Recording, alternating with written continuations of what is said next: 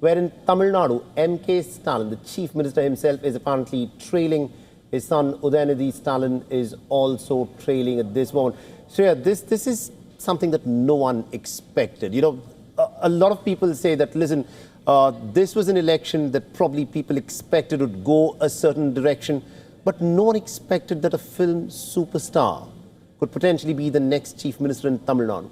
I'll tell you who was expecting, as per poll pundits, as per pollsters. One is the youth, the youngsters who are fans of Vijay, between the age group of 18 and 29.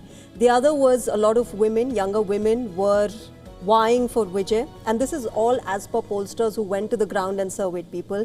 The third segment is the scheduled caste community, which also backed Vijay as per exit polls. So you've got three strong segments backing Vijay, and, you know, coupled with anti-incumbency and the kind of issues that the Stalin government has had with voters, with people, that perhaps has led to this kind of a surge for the TVK. Of course, you know, more and more constituency-wise results when we'll get a clearer picture of what exactly has happened, what are the reasons. But obviously, you know, the numbers that have come in reflects a massive anti-incumbency against the Stalin government. You know, for people who are looking at Tamil politics, no one read into that anti-incumbency. M.K. Stalin, since he became the chief minister, on the basis of his performance and also the fact that he was able to take on the centre on several issues, he was projecting himself as this man who was looking after the interests of the people of Tamil Nadu at a very turbulent time. But all of those assumptions seem to have come a cropper here. Because you're right, the youth, the young women and people of certain castes were probably vying for Vijay to come. But the fact that he's a complete political newbie, no one had even seen what many of his policies are likely to be at a time of enormous flux that we are going to witness in Indian politics, given the fact that 2026 is the year when delimitation is also going to be tested. Now, these are some very crucial years ahead. And the fact that you have a film superstar who's not been tested in politics so far in pole position to be the next chief minister, is leading in 105 seats, just 13 shy of the majority mark. What also is going to be crucial here, Shreya, is whose support is he more willing to take? Is it the DMK? If he needs that support, that is. That is if he needs the support, because he might just make the majority on his own. But he's still 13 shy. And it remains to be seen as to what happens in Tamil Nadu politics here. Because this is a kind of a political tsunami no one expected was brewing up. Perhaps only one of the pollsters had come out, stuck his neck out and said that, listen, TVK may probably get the numbers. But otherwise, no one was taking TVK seriously. Actor Vijay, who's such a popular superstar, you know, the fact that he's managed to get this kind of numbers behind him.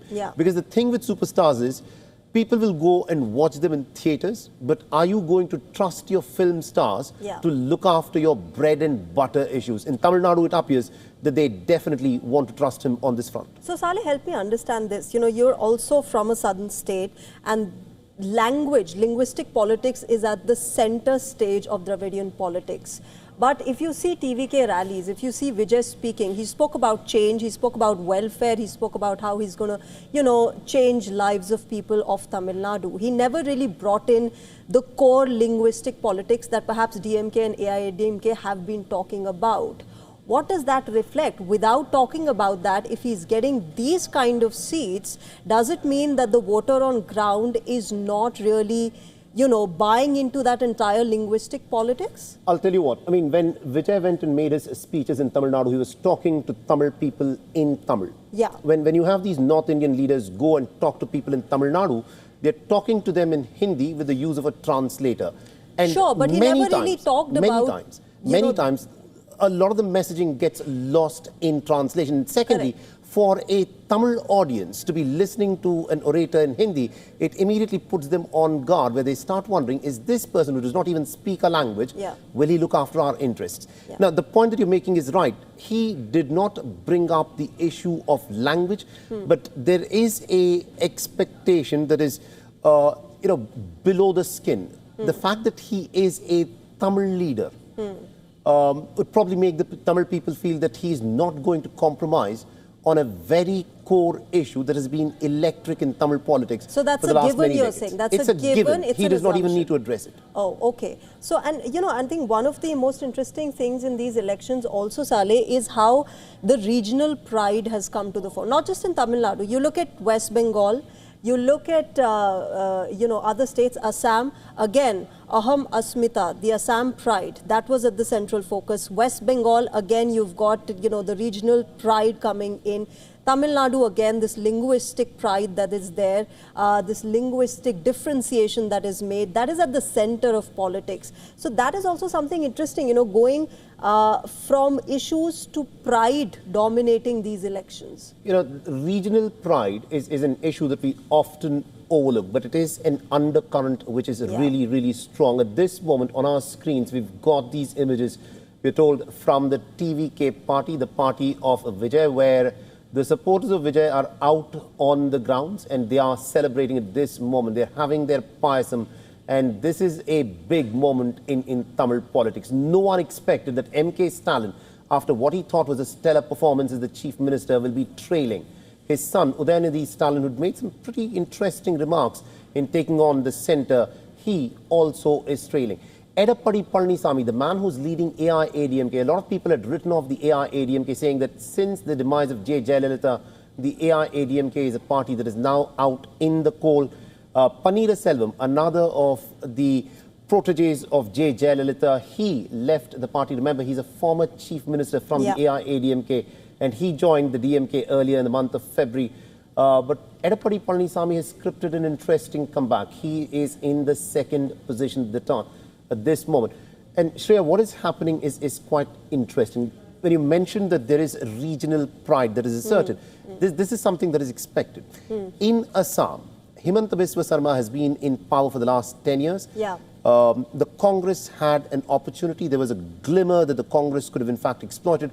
But the fact that Gaurav Gogoi, you know, the man who's leading the charge for the Congress, he apparently was not able to keep his flock together. And that is what resulted in the Congress losing out on an opportunity that probably was knocking on the gates there in Assam. And it is going to be another 5 more years of the Bharatiya Janata Party. But another big story that's actually played out here is something that we're going to be talking about for the many months and years ahead. And that is of Mamata Banerjee coming in second. At this moment, as the numbers are stacking up, it does not look like Mamata Banerjee is going to, you know, stage any kind of a comeback. It is 11-22 at this moment, but it is the BJP that is comfortably in lead with 172 seats there. The magic number is, of course, 148. Absolutely. That is a massive, massive breach in West Bengal. You know, this is, as Saleh mentioned, it's 11:22. Perhaps by 1 p.m. we will know the final, you know, direction in which this is going. And if these numbers hold true, more or less they will. And this is going to be a massive breach of the TMC fortress in West Bengal, something that the BJP had been saying, but Mamata Banerjee and the Trinamool Congress said nothing doing. It's us. It's we who are the original Bengalis, and outsiders will not come here and win the state elections. And there you have it. The numbers have completely flipped that narrative, flipped that statement.